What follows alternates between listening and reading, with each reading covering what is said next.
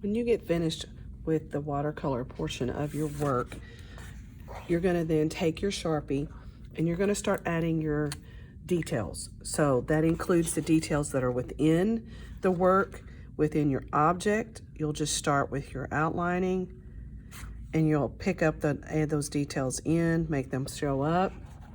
And then you're going to outline all of the details on the outside as well.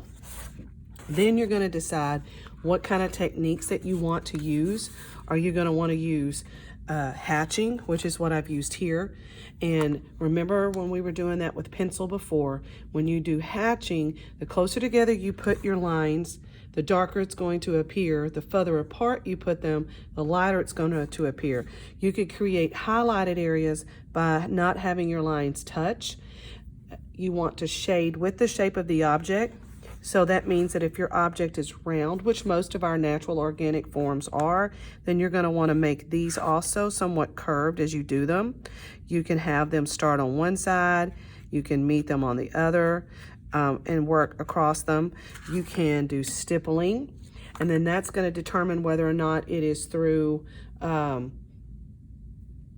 your lights are you going to cover the whole thing? As I've done here, I actually colored in the shapes and then I did the stippling around them. I'm currently working on where the highlights are for the flower and trying to make the decision, do I want to cover the whole thing? Because remember, the further apart you place your dots, then the lighter they're going to appear as well. And if you choose to do stippling, you actually have to do stippling where they're dots. And you can see that my pen is pretty much straight up and down, so that I'm actually making dots, not making hash marks. That's not stippling. You can also choose to do cross hatching if you wanted to do that.